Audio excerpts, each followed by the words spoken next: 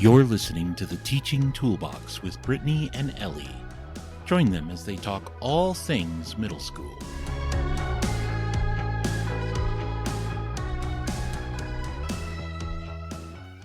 Hey, it's Brittany.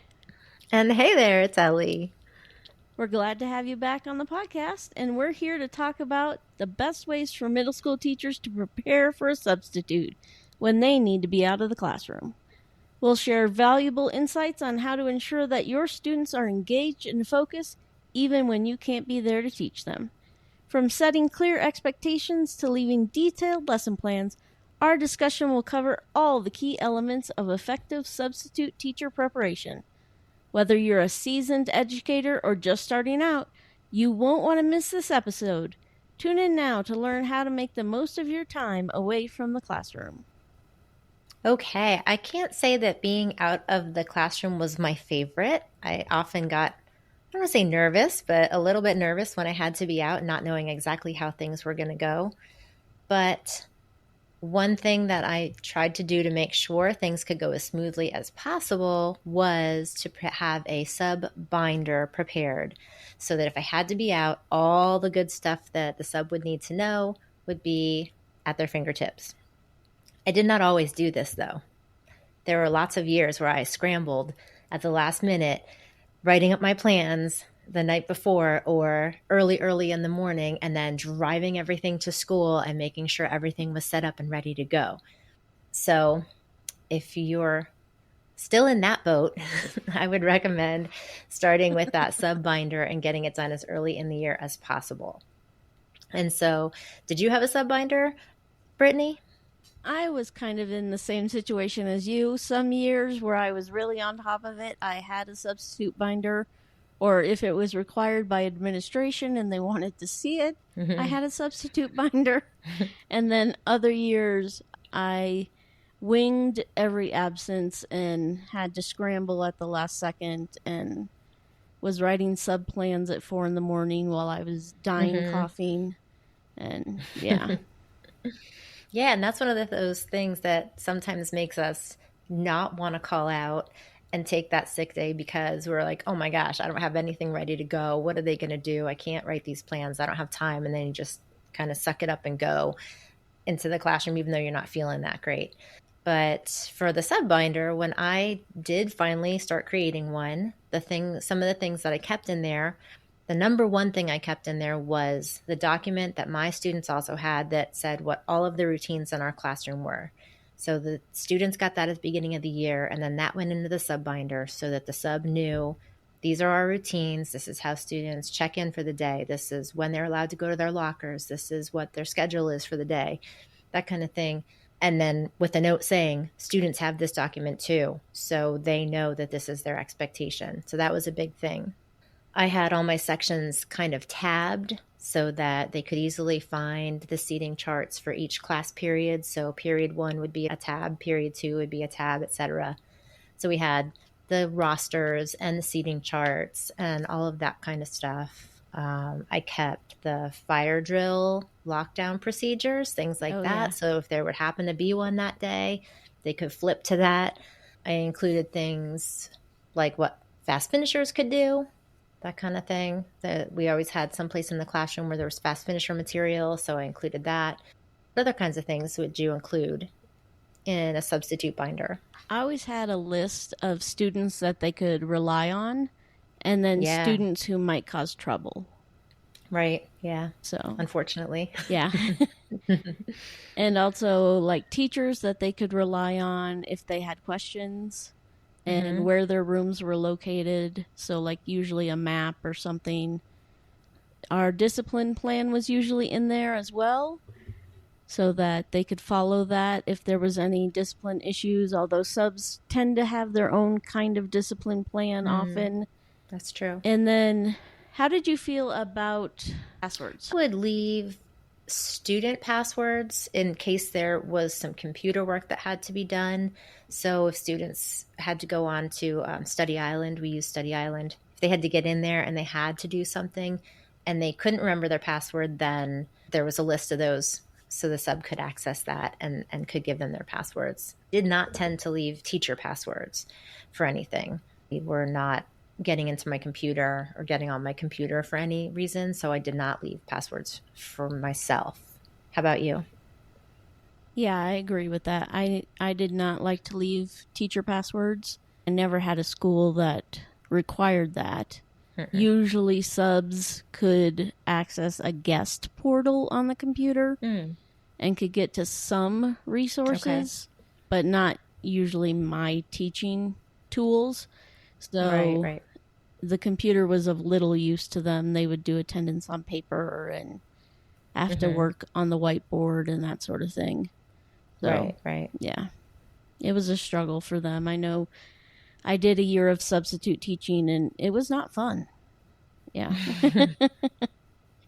Maybe we do another episode about being a substitute teacher and the types of things that we need to think about as we're subbing in someone else's classroom. Yeah. Yeah. That's for future thought. Another thing you want to include is if you have duty responsibilities at your school, make sure you include a rotation schedule and where that duty is located and whether it's bus or lunch or line or, yeah. Right. We used to have a hallway duty after lunch sometimes, and one year we had to be in the cafeteria for the last 5 minutes, that kind of thing. Fortunately, we didn't have bus duty, but that is definitely something that you need to include in those plans so they know where they need to be at all times. Anything else you can think of for sub-binder? Just basically anything that you hand out to the kids at the beginning of the year, put in your sub-binder. Because it's valuable information that a sub is going to want to know. Yeah. And anything that's critical to your functioning day to day. Yeah. That, if you think about as you're going through your week or as you're going through your day, as you're preparing your sub-binder, think about all the things that you're doing and all the things that you would need somebody else to know. And that should be in that sub-binder so that they can access anything that is part of your daily routine, part of your daily needs. So speaking of what anybody would need to know, how did you do lesson plans? I know some people did lesson plans very generically, and it was like 2 pages long. And then I would do lesson plans very specifically, and mine could be anywhere from like 5 to 12 pages long. Wow, I don't think I ever had plans that were that long. But I did go back and forth between specific and generic. It really depended on the situation. If it was possible, I did try to do specific plans because teaching math, I always felt like I couldn't get behind or didn't want them to miss a day of practice or that kind of thing. If we had a test or a quiz scheduled, I did put that in there. And, if it was at all possible, they still took the test or the quiz that was scheduled. And I did get to the point after several years of teaching where I did try to prepare my room every day before I left for the day so that if by chance I couldn't be there, if something happened, everything was already ready to go. So I made sure my copies were done before I left for the day. I made sure things I was going to write on the board were there before the end of the day so that if I did have to be absent and I wanted to do specific plans, it was a lot easier because everything was pretty much prepped and ready to go. But then some days, if that wasn't the case, then I would do something generic and I'd be like, there are these color by numbers that could be used. There are these puzzles that could be used. And I have a sub file of pre-copied materials that could always be grabbed and used. Color by numbers were really nice because it gave a good amount of math practice, but then it also gave some coloring time. And when subs were there, sometimes that helped to fill a good chunk of time for them. And the kids always enjoyed doing those. So that was an easy generic plan. How about your 5 to 12 pages of notes? What all did you include in there?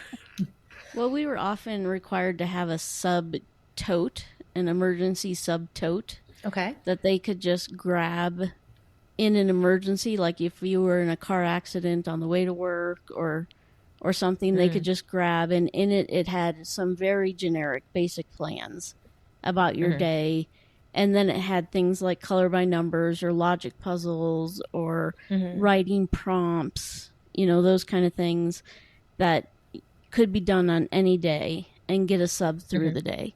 And so I did have those. I usually had like a file thing for that I kept in my room. But if I could, I wrote very specific plans because most of my teaching was at a 6th grade in elementary school. And so we had a lot of kids who were like, this kid's getting pulled for this, this special, or this kid's getting pulled for this service, this kid's coming into this room for, and so there was a lot of shifting and stuff that a teacher would need to know, I felt. And then a lot of like, if at 10:20 this bell goes off, then so there was it just felt like there was a lot of what if parameters that I wanted a sub to walk in and feel as comfortable as possible. And those are some things you could put in the sub binder, but also they kind of need to be called out, because if the sub doesn't get through the whole binder and see some of those things, then they're not going to know about it. So you kind of need to have it in both places sometimes. And every day was different for us. We never had a set schedule where, every Monday was the same and every Tuesday was the same, but Monday was not the same as Wednesday and not the same as Friday. And so every day of the week was different. And so, once I was sick every day of the week, then I kind of had a template for the rest of the school year. But hopefully that didn't happen very often.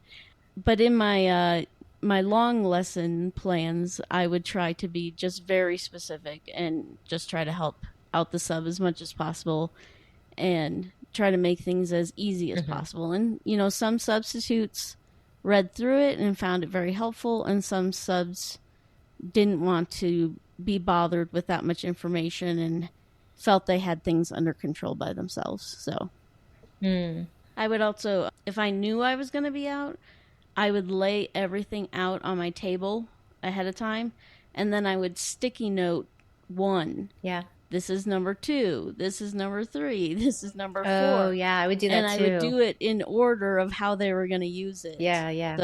So that they kind of had a system in place. They knew what to grab first, what to grab second, and so on. Oh, good. Yeah. Yeah, I think what I ended up doing was sticky noting everything with what it was and then putting it in the pile, because I didn't have as much space to put stuff, putting in a pile from beginning to end, so that once they used the top thing, they would be ready. The next thing would be their next item to use.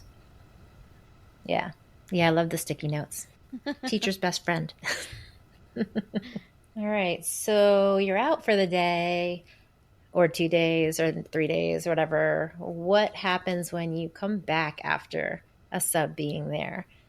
I think for some days you come back and it's great, and the sub leaves you this really long note, tells you all the good things that happened, and if there are bad things, but they let you know everything.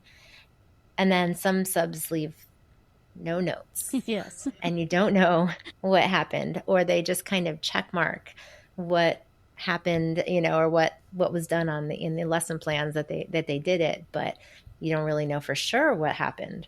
Did you find that too? Some left really long notes and some left nothing? Yes, very much so.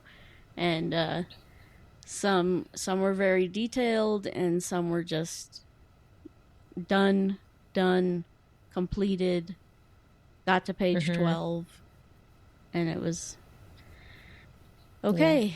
So you often spent a little time the next day trying to figure out, okay, how did this lesson go? How far did you get? Did you feel like you understood it? Do I need to go back over anything? And you kind of debrief with the kids about the lessons that they went through and how they went, and do they need reinforcement and that sort of thing. And then kind of check with your co-teachers or teachers on your team to see how they think the day went. The sub might say the kids were wonderful, but then your team teachers say, well, they maybe had a few issues here and there. So kind of like cross-checking and making sure that things went okay and whether or not there were any issues. Yeah. And then I would often adjust my binder or my plans as needed. Like if I noticed that subs were constantly having issues with a specific area and I needed to be more descriptive, or maybe not include logic puzzles or something because they couldn't figure them out, or something like that. Then I would do that. Okay. And then I would often talk to the scheduler of subs and say, like, can I have this sub more often? Or can I never have this sub again? Yeah, that was one thing. It got harder, actually, to do things like that once the sub scheduling went to a computerized system, and your job, when it was posted, would open up to whoever. And, you couldn't necessarily control who got it or who didn't. Yes. There were times that if we knew we had to be out for some reason, we might get in touch with a specific sub so that as soon as we posted it, they could grab the job and they could, get into the classroom. But yeah, there were times that there were definitely people that you would prefer to not come back to be your substitute. Yeah. And then, like you said, adjusting plans, maybe adding something to the sub binder or taking something away in the sub binder that's not really necessary. The feedback that subs give you is very, very helpful to try to make things go as smoothly as possible the next time. Mm-hmm. I bet, neither of us have gotten to teach during COVID, but I bet Correct. The sub issue, trying to find a good sub, is even harder right now because there's such a shortage of subs that you basically have to take what you get. And yeah. All right. So today we chatted about creating a sub binder, making some specific and generic sub plans, and what happens when you get back after there has been a sub in your classroom. If you have any questions or comments or want to share anything, please let us know. If you found this episode helpful, please screenshot it and share it on Instagram or your favorite platform. Don't forget to tag us at Teaching Toolbox Podcast. All right. We'll talk to you next time.